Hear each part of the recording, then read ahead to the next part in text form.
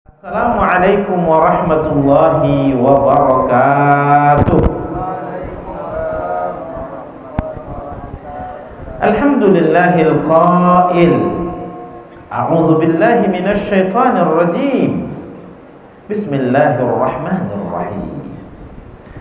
Ya ayyuhalladzina amanu ittaqullah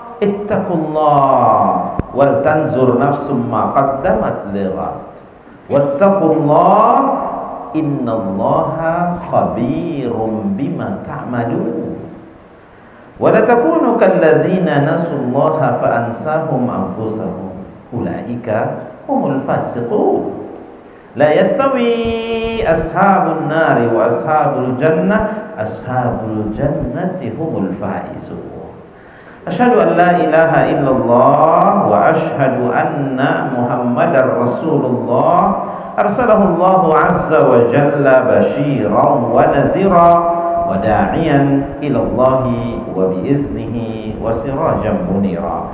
Bapak-bapak, ibu-ibu, hadirin dan hadirat sekalian, sidang jemaah salat maghrib yang mudah-mudahan dimuliakan Allah.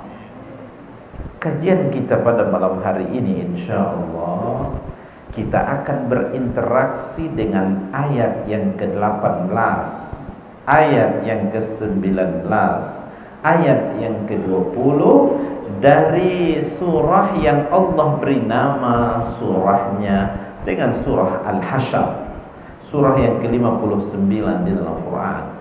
Ayat-ayat yang telah kita bacakan pada muqaddimah tadi itu adalah merupakan petunjuk-petunjuk ilahi agar di setiap kita punya waktu untuk mengevaluasi diri. Dalam bahasa agama disebut dengan muhasabah. Apakah yang selama ini kita kerjakan sudah betul atau bagaimana?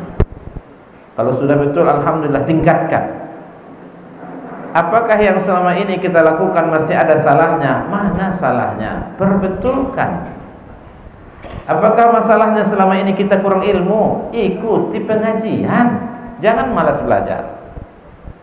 Atau kita sudah tahu, tapi tekadnya yang kurang kuat, perbaiki tekad. Bapak Ibu hadirin dan hadirat sekalian yang mudah-mudahan dimuliakan Allah. Mari kita akan berinteraksi dengan ayat-ayat ini. Apa pesan-pesan penting, informasi-informasi, wasiat-wasiat untuk kita amalkan dari ayat ke-18, 19, 20 dari surah Al-Hasyr ini. Dimulai oleh Allah firman-Nya pada ayat yang ke-18, Ya ayyuhalladzina amanu taqullah. Wahai sekalian orang beriman, bertakwalah kepada Allah. Banyak sekali kita berjumpa di dalam Quran ayat-ayat yang menyuruh kita untuk bertakwa, bertaburan firman-firman Allah, hadis-hadis baginda Nabi yang menyuruh kita supaya bertakwa. Allah berfirman, Ya ayyuhalladzina amanu taqullaha haqqa tuqatih. Wahai sekalian orang beriman, bertakwalah kepada Allah sebenar-benar bertakwa. Jangan mati. Bapak Ibu, jangan mati sebelum Islam. Wala tamutunna illa wa antum muslimun. Perintah Allah untuk kita mengerjakan ibadah puasa, ujung-ujungnya la'allakum tattaqun. Semoga menjadi orang bertakwa. Ayat kita ini, ayat ke-18 dari surah Al-Hasyr, Allah juga menghimbau, wahai sekalian orang beriman, bertakwalah. Bapak Ibu, aneka ragam pendapat dan pandangan para ulama. Imam Ali karamallahu wajhah misalnya, orang bertakwa itu bagaikan seseorang yang berjalan berada di satu area yang sangat banyak duri-durinya, pecahan kacanya. Kalau Bapak Ibu berada di kawasan itu, bagaimana ia akan melangkahkan kakinya?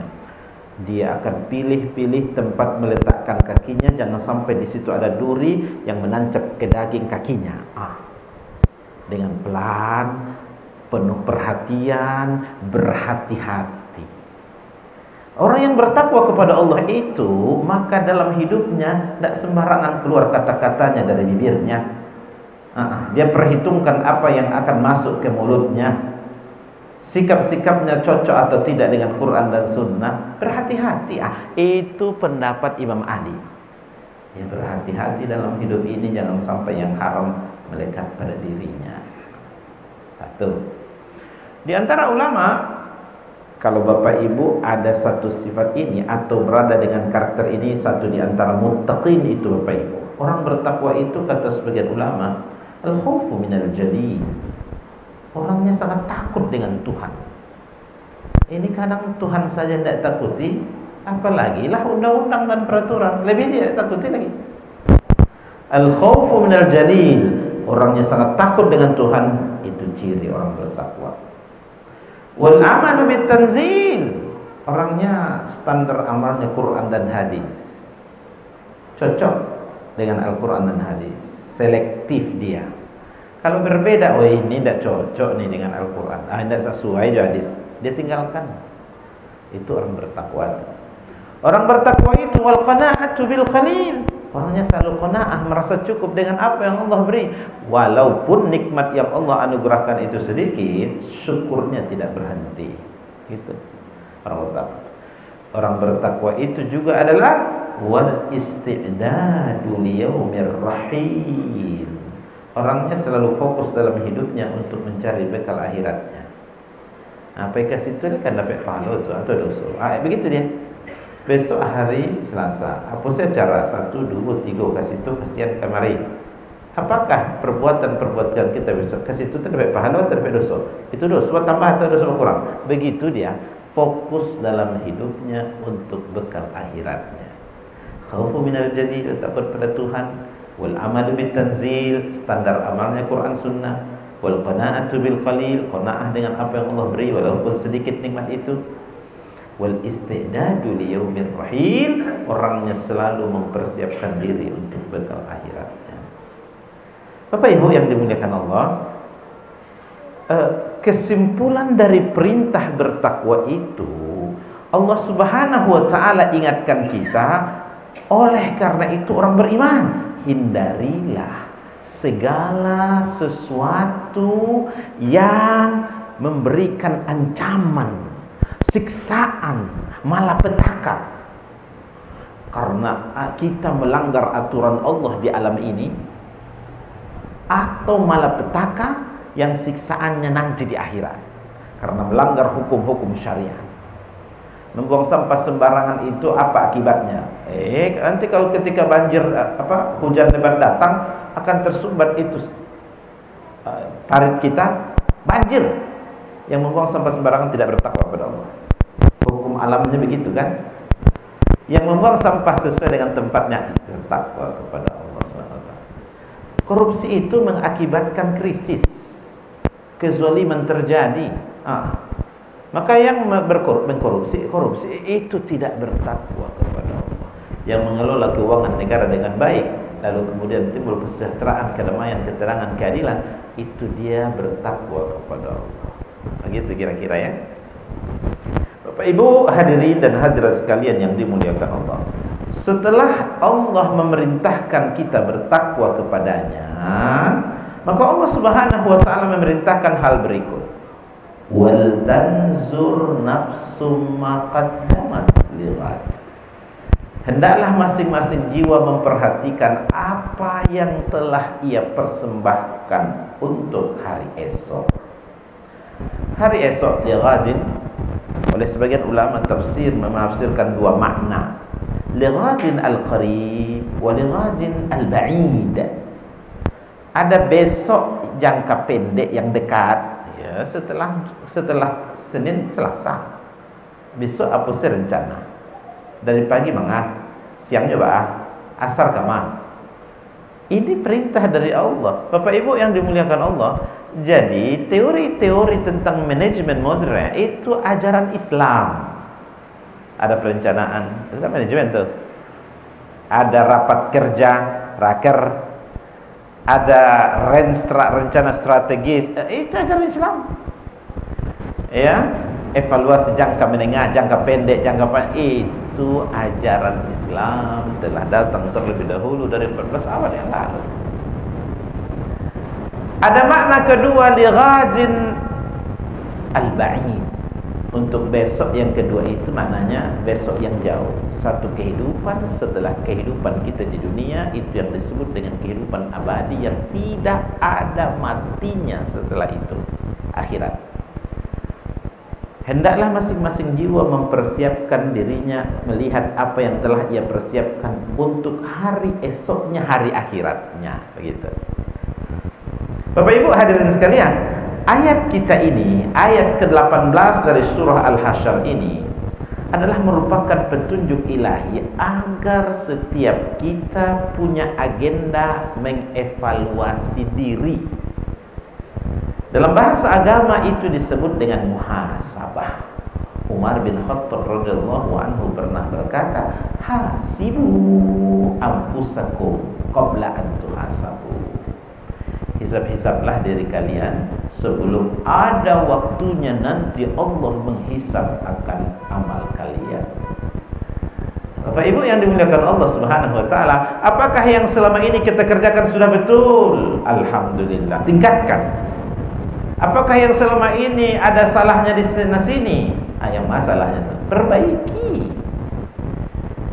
Apakah yang kita lakukan selama ini adalah salahnya karena ilmu kita kurang? Ikuti, hadirlah dalam pengajian, bertanyalah kepada ustaz, dengarkan, baca buku, dengarkan video yang itu membangun dan memberikan ilmu, begitu. Atau tahu kita Pak Ustaz, ilmunya itu 8 wak, cuma azam atau apa namanya itu, tekad yang kurang. So, sebuah itu kan rancak tuh, sebuah itu rancak. Tapi lebih baik saya dimulai dari perencak ini sebelum sebuah itu. Itu berarti kan kita sudah tahu. Jadi apa yang salah, yang kurang? Apa namanya, tekad kita yang kurang. Oh, kalau kita sudah mengetahui tekad kita yang kurang, ya kita kuatkan tekad kita. Wal tanzur nafsum ma qaddamat lighad. Hendaklah masing-masing jiwa memperhatikan apa yang telah ia persiapkan untuk hari esok. Dalam teorinya, ulama-ulama tafsir berkata, dalam teori muhasabatun nafs, mengintrospeksi diri itu, ulama menyebutkan, bandingkanlah dirimu dengan orang lain. Dia diberi Allah 24 jam satu hari satu malam. Kita juga diberi Allah 24 jam satu malam. Inyo kau saji, awak nak kau saji. Aku itu. Anaknya 3 balik, awak 2-nya.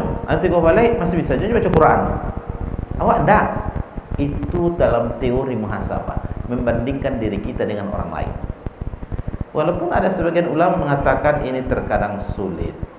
Ada pula subjektivitas. Tentu inyo ada fasilitas, awak tak. Hanya tanang-tanang saya awak berkureh, kita ganti. Ada teori yang lebih mudah, kata para ulama.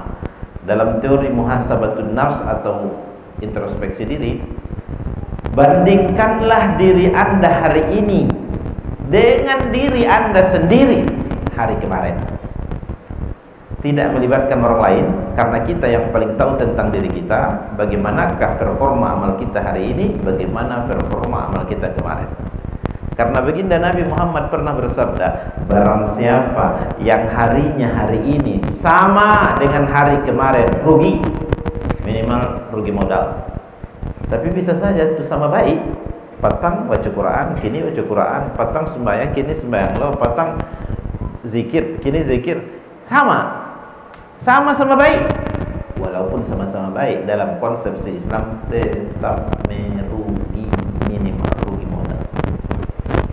Bapak Ibu hadirin dan hadirat sekalian, itulah sebabnya ketika matahari terbit di pagi hari, dia seolah-olah menyapa kita manusia dan berkata, aku hadir hari ini untuk tidak kembali. Artinya pergunakanlah saya dengan sebaik-baiknya. Maaf Pak Ustaz, besok kan ada dulu minggu musuh ada dulu hari Senin, bulan depan ada dulu sampai hari Senin. Iyo, tapi hari Senin yang kita lewati paginya beberapa jam yang lalu, siangnya baru beberapa jam yang lalu, lah jauh tuh, lah jauh. Mungkin kan ya Allah, pagi tadi ya Allah, alun sempat zikir pagi lah ya Allah. Ada tangkanlah agak 10 minit saja ya Allah. Ambil zikir gitu ya. Lah jauh, lah jauh, lah jauh. Oleh karena itu Bapak Ibu sekalian yang dimuliakan Allah, Allah Subhanahu wa taala bersumpah dengan waktu itu di dalam Quran, wal as, demi masa. Ternyata kalau kita melihat dari akar bahasa, perkataan asar itu dari masa bahasa Indonesianya itu berakar dari kata waktu asar sampai tadi wal asar. Tapi asal muasal segi bahasa, konotasi makna asar itu jus mangga asir mango, jeruk asir burtukal, alai jus apel asir tufah. Asir diperas, dipareh kan, kedua iya kan. Kenapa waktu asar itu disebut dengan asar yang artinya satu konotasi dengan makna jus? Ia telah memeras keringatnya di pagi hari, telah memeras keringatnya di siang hari, memeras keringatnya di sore hari. Dan soalnya bahasa Minangnya bakureh.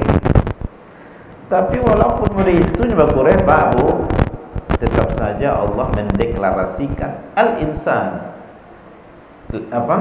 Innal insana lafi khusr.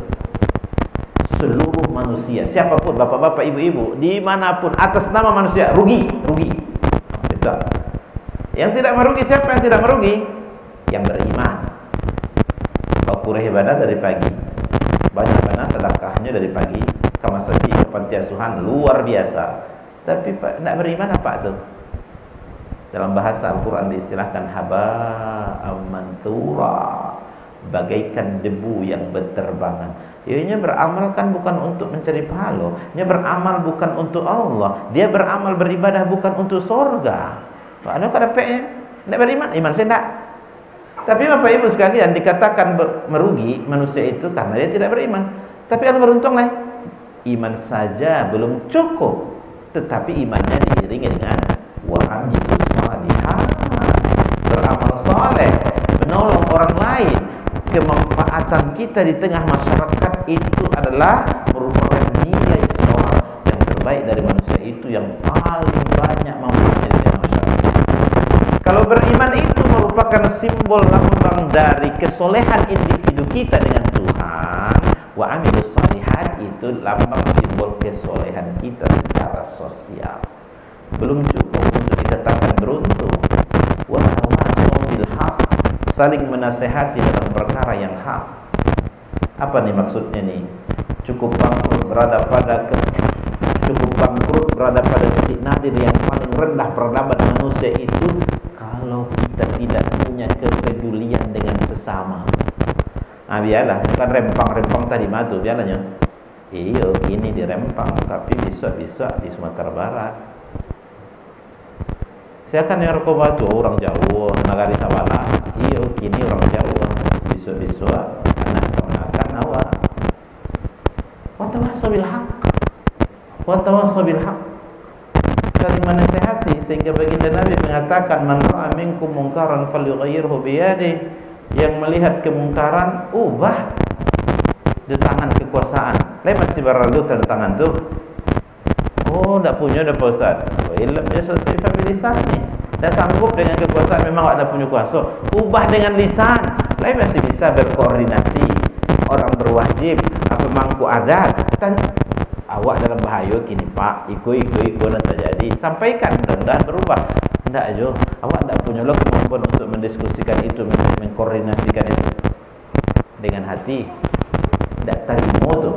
Hati kita tidak menerima hal itu, tapi Allah Nabi Muhammad memberikan catatan wazalika adhaful iman, itu level iman yang terendah. Belum cukup untuk kita dikatakan beruntung, tetap harus dijawab wa tawasau bis sabr. Sabar dalam menasihati. Artinya kalau kita tidak sabar dalam menasihati, rugi. Tapi nyemada Pak Ustaz, anak yang nomor 2 pemadanya ya Allah Rabbi, itu sampai dia berkata, ini hari terakhir ku berikan nasihat untuk anak. Kalau Bapak Ibu stop memberikan nasihat, akan stop pula pahala mengalir kepada Bapak Ibu. Yang anak sama ada pun tetap anak. Saya rugi, kita juga yang rugi. 950 tahun Nabi Nuh berdakwah. Itu tidak waktu ketek itu, Bu.